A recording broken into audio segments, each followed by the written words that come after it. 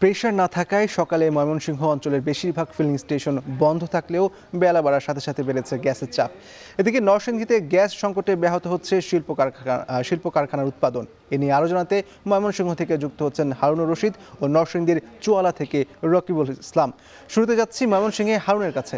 হারুন, গ্যাসের চাপ তো বেড়েছে, কোনো ফিলিং স্টেশনগুলোর কি অবস্থা দেখছেন? পাশাপাশি স্টেশন কর্তৃপক্ষ কি বলছে, তারা কবে নাগাদ গ্যাস সরবরাহ স্বাভাবিক হতে পারে বলে বলছেন?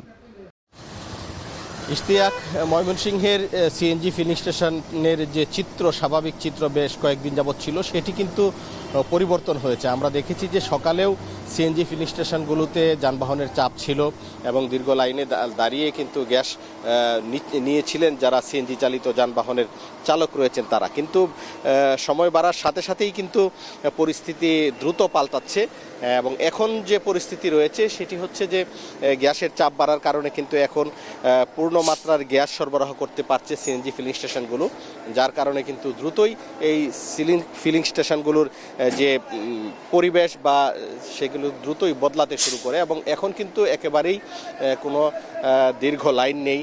যে সমস্ত যানবাহন সিএনজি নিতে এই ফিলিং স্টেশনগুলোতে আসছেন তারা কিন্তু এসে সহজেই তাদের যে সিএনজি সেটি নিতে পারছেন। আমরা দেখেছি যে গত প্রায় 1-1.5 মাস যাবৎ সিএনজি যে অটোরিকশাগুলো রয়েছে সেই সিএনজি অটোরিকশাগুলো 50 থেকে 100-120 টাকার বেশি গ্যাস কিন্তু তারা নিতে পারতো না, কিন্তু আজকে 400-500 অর্থাৎ যার যতটুকু ক্যাপাসিটি আছে ঠিক সেই পরিমাণ গ্যাস কিন্তু তারা এখান থেকে নিতে পারছেন। এবং যে সমস্ত প্রাইভেট কার বা মাইক্রোবাস রয়েছে যাদের সিলিন্ডার ডাবল সিলিন্ডার বা বড় সিলিন্ডার রয়েছে তারা কিন্তু ফুল করেই তাদের গ্যাস এখান থেকে নিয়ে যেতে পারছেন এবং এতে কিন্তু সিএনজি চালিত যানবাহন চালক যারা রয়েছেন তাদের মধ্যে স্বস্তি ফিরেছে এবং তারা যেটি বলেছেন যে এই এখন যে অবস্থা তৈরি হয়েছে, যে মাত্রায় তারা গ্যাস পাচ্ছেন, এটি যেন সবসময় স্বাভাবিক থাকে এবং এখানে যেন কোনো ধরনের কোনো সমস্যার তৈরি না হয় সেটি কিন্তু তারা আশা করছেন। এবং বিশেষ করে সিএনজি অটোরিকশার যারা চালক রয়েছেন তারা কিন্তু দারুণ খুশি। আজকে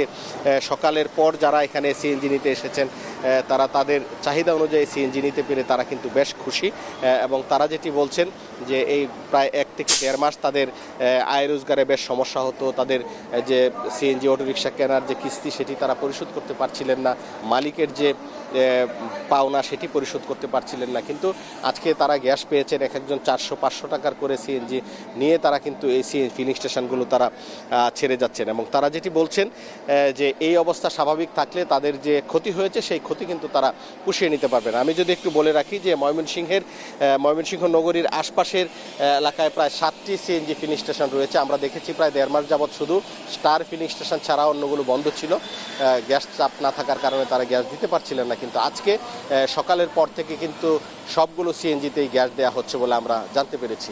তো সব মিলে এই ছিল আমার কাছে সর্বশেষ। জানছিলাম ময়মনসিংহের ফিলিং স্টেশনগুলোর খবর। এবারে জানবো নরসিংদীর শিল্পাঞ্চলের খবর। সেখানে আছেন রাকিব, গ্যাস সংকটে নরসিংদীর শিল্পাঞ্চলের উৎপাদনের সার্বিক অবস্থা জানাবেন, আর কারখানার মালিক শ্রমিকেরা কি বলছেন?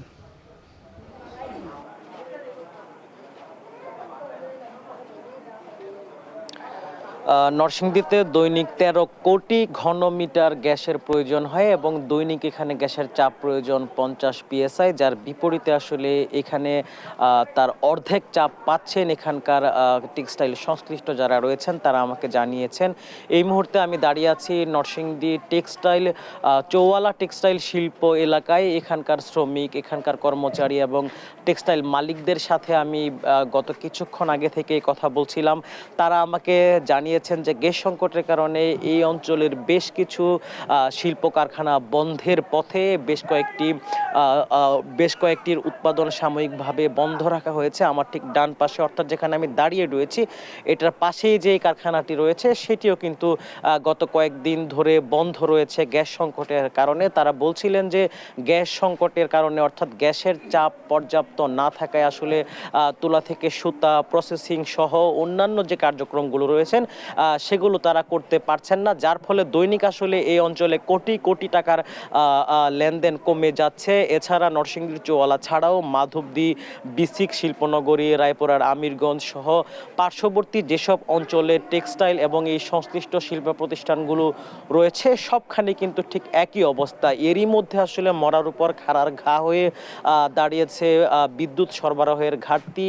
এখনও কিন্তু এই চৌয়ালা অঞ্চলে বিদ্যুৎ নেই। শ্রমিকদের সাথে কথা বলেছি, বিদ্যুৎ না থাকায় পাশাপাশি গ্যাসের চাপ তুলনামূলক অনেক বেশি কম থাকার ফলে আসলে শ্রমিকদের কর্মঘণ্টা নষ্ট হচ্ছে। যেখানে আগে তারা দৈনিক 8 থেকে 10 ঘন্টা কাজ করতেন ওভারটাইম সহ, সেখানে আসলে তাদের কর্মঘণ্টা নেমে এসেছে 3 থেকে 4 ঘন্টা। এছাড়া গ্যাসের চাপ না থাকায় চাহিদা অনুযায়ী আসলে সুতা থেকে কাপড় প্রসেসিং সহ অন্যান্য যে কার্যক্রমগুলো রয়েছে সেগুলো আসলে টেক্সটাইল মালিকরা বা টেক্সটাইল কর্তৃপক্ষ করতে পারছে না, যার ফলে আসলে তাদের যে লেনদেন, যে অর্থনৈতিক চক্র, সেটি আসলে ব্যাহত হচ্ছে বলে আমাকে জানিয়েছেন টেক্সটাইল শিল্প মালিকরা। আমাদেরকে আরও জানিয়েছেন যে চাহিদা অনুযায়ী আসলে কাপড় তৈরি করতে না পারায় তাদের যে শ্রমিকদের যে বেতন, সেই বেতনের অর্থ যোগান করতেও কিন্তু তারা অনেকটা হিমশিম খাচ্ছেন। বেশ কয়েকটি কলকারখানা আসলে শ্রমিকদের বেতন দিতে বা মজুরি দিতে না পেরে সাময়িক সময়ের জন্য বন্ধ রেখেছেন।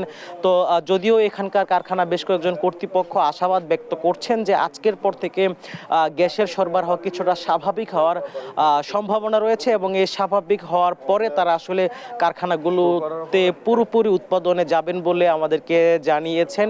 এছাড়া আজকের পর থেকে যদি আসলে গ্যাসের চাপ স্বাভাবিক হয় এবং কারখানাগুলো পুরোপুরি উৎপাদনে যায়, তার পরেও আসলে বিগত 1 মাস ধরে যে ঘাটতি, সেই ঘাটতির জন্য তাদের আসলে অর্থাৎ সেই ঘাটতি পূরণের জন্য অন্তত আরও 6 মাস সময় লেগে যাবে এখানকার কারখানা কর্তৃপক্ষ আমাকে এমনটাই জানিয়েছেন। এছাড়া অন্তত 5 লাখ। রাকিব, ধন্যবাদ আপনাকে।